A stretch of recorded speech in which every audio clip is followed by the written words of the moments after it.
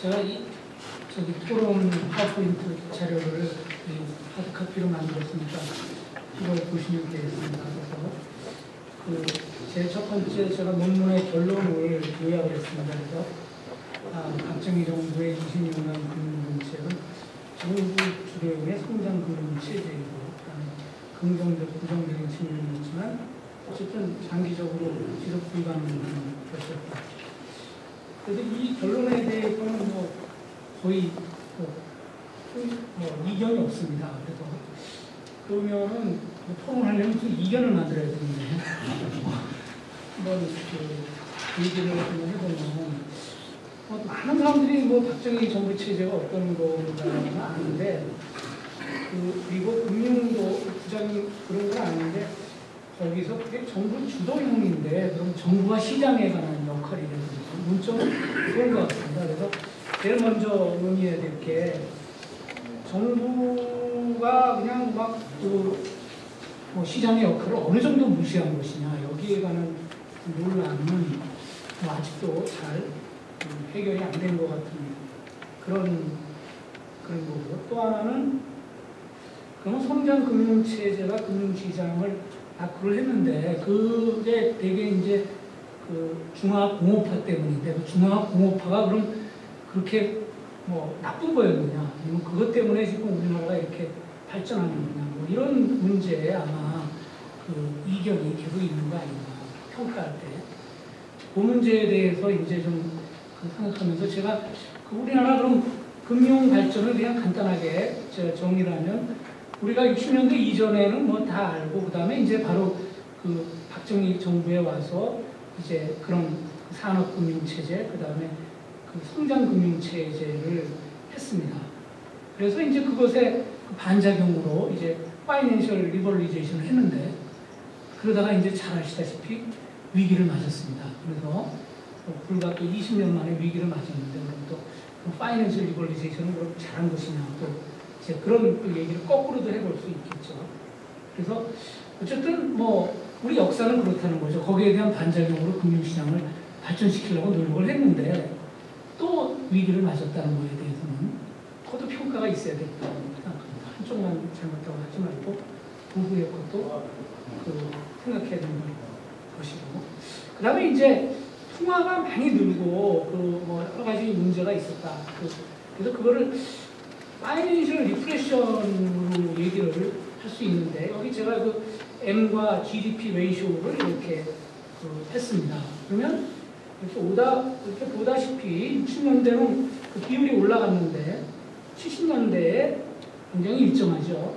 그 다음에 이제 80년대는 그야말로 이제 이렇게 증가하기 시작한다. 역시 이게 리버리제이션의 효과인지 이게 자산시장의 거품을 유발하는 건지 다만 뭘 어떤 시각으로 이걸 볼 거냐 이거죠. 그래서 리프레션인지 이게 쉽게 얘기하면 70년대에 화폐 유통 속도가 일정한 거거든요. 그럼 그러고 밀턴 프리드만이 얘기하는 그냥 통화론의 시대였습니다. 이때가. 그러니까 이걸 꼭 리프레션으로 증거는 또 잘 안 보이거든요. 그래서 통화론이 등장하던 시기에 미국도 그랬다 이거죠. 부위가. 그런 얘기를 할 수 있고 그러면 통화가 너무 빨리 증가해서 물가가 높았던 거 아니냐. 거기에 대해서는 논의할 수 있고 어느 나라에 비해서 높았냐. 두 자릿수가. 대만이나 이런 데보다 높은 겁니다. 그렇다고 해서 그 나라가 한 자릿수만 행사하는 건 아니고. 근데 남의 옛날 70년대 얘기하지 말고 지금도 대만보다 우리가 높아요. 그러니까 옛날에는 마치 그랬고 지금은 안 그런 것 같이 그러는데 뭔가 구조적인 문제가 있다. 지금 우리나라 4%인데 대만은 1%밖에 안 됩니다. 1, 2%밖에. 그래서 그 구조가 뭔지를 얘기를 하면은 그 당시에 그 통화가 늘 수밖에 없고 그것이 물가를 유발했던 어떤 그런 것도 좀 정당하게 평가를 할 수 있을 거 아니냐 이런 생각을 합니다. 그다음에 이제 세 번째가 제가 그러면 그 당시에 그 금융의 역할이라는 게 도대체 뭐였겠느냐? 그래서 저는 이거 분명히 5개년 계획 하에서의 그 투자를 지원하기 위한 시스템이었다는 건 분명합니다.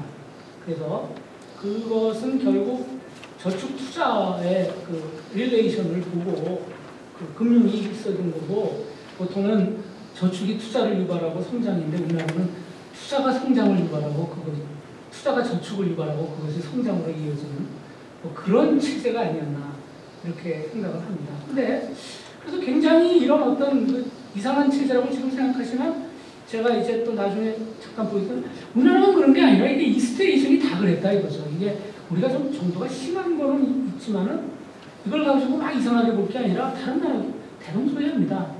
그래서 그 시스템이 과연 70년대에 시장이 없는 상태 아니면 시장이 불안정한 상태에서 어떻게 성장을 해야 되느냐 문제도 또 같이 고려를 해야 된다는 거죠. 그래서 그런 상황이기 때문에 다른 나라도 비슷했다 이런 현상. 지금의 중국도 또 그러고 있고 굉장히 그런 상황에 대해서도 그 생각을 해야 될 거라고 생각합니다. 그래서 그다음에 이제 그거를 이제 하나하나씩 얘기하는 그 타겟팅 인베스트먼트 하는 거 이게 바로 제가 보기에는 그게 바로 경제개발 5개년 계획의 제일 핵심적인 명제가 아닌가.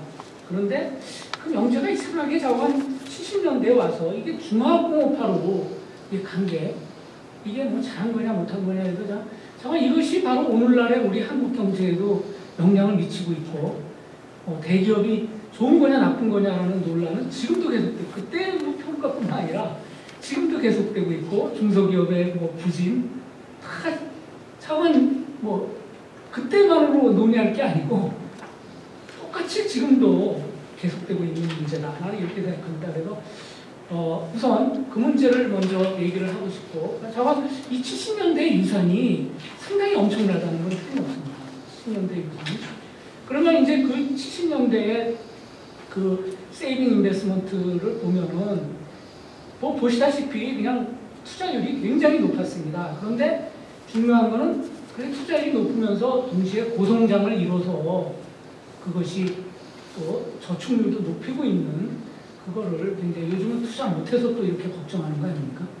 그러니까 이런 식의 뭐 옛날에는 그런 투자를 해서 어쨌든 간에 그 시대 70년대 1, 2차 오일 쇼크를 평균 8% 성장으로 마무리를 한 거거든요. 그거에 대한 평가도 있어야 된다. 투자가 그렇게 그 문제를 많이 일으켰으면 저축을 늘리기가 어렵거든요. 근데 저축도 같이 늘렸다는 그 문제. 그리고 여기에는 특별히 뭐 이거는 배영록 교수님 지적했지만 정부가 무슨 세이빙을 정부가 그 투자를 많이 해서 적자를 많이 내고 이런 게 아니었습니다. 이거는 민간의 세이빙이 굉장히 늘었습니다. 그리고 정부도 상당히 늘리고 있어요. 그래서 재정의 역할 건전했다 이거죠. 그 전통이 지금도 이어지고 있습니다. 그 다음에 이제 제가 남은 게 바로 우리나라만 그런 게 아니라 이 스테이션이 다 그랬다 이거죠. 왜 이 나라는 이렇게 하고 지금 중국이 왜 이걸 답습하고 있는지 저는 생각해보고 이제 마지막 논점에 대해서 간단히 얘기하기 정말 어려운 얘기입니다. 그 박정희 정부가 시장을 역할을 약화하고 그다음에 정부 주도를 하고 막 이렇게 그냥 밀어붙인 거냐. 여기에 대해서 이제 비판받고 있는 많은 그 제일 대표적인 연구가 아마 월드뱅크의 이스트에이션 미러클입니다. 그렇지 않다는 거죠.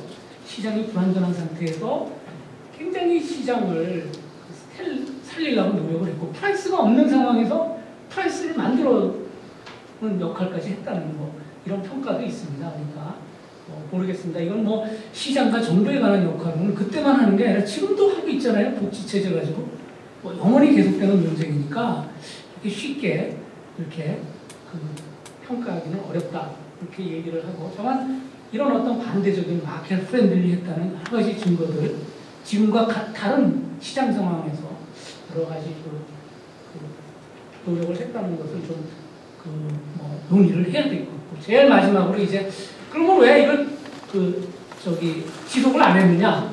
그건 바로 이제 저는 바로 중화공업화가 70년대 후반에 와서는 정말 많은 부작용, 그걸 뭐 외국 사람들은 비푸시라고 그러는데 그거를 일으켰다는 거죠. 그래서 여러 가지 이것이 성공하려면 뭐 중소기업하고 연계 뭐 이런 게 다 돼야 되는데 그런 거 없이 했고 그다음에 아까 뭐 자동차 섬유할 때도 생산 과잉이다 이거죠. 그러니까 뭐 오일 쇼크가 없었으면 모르지만 오일 쇼크가 있어가지고 수요도 둔화되고 거기다가 갑자기 하다 보니까 이게 또 고임금의 임금이 많이 돼가지고 그래서 물가가 많이 오르는 게 있습니다. 물론 70년대는 지금과 달리 웨이지 프라이스 스파이럴이 전 세계적으로 일어난 시대였는데 우리만 아니라 미국도 그랬는데 특히 이 중화학공업 때문에 여러 가지 왜곡이 생겼고 결국에는 지속 불가능해서 바꾼 거 아닌가. 거기에 대해서는 제 이상으로 예, 네, 감사합니다.